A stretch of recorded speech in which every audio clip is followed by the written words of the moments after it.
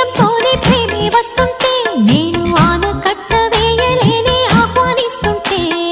పట్టే తప్పే విరహంలోనే మునిగిపోతుంటే ఇంకా క్షేమంగానే జీవిస్తాని చెయ్యందిస్తుంటే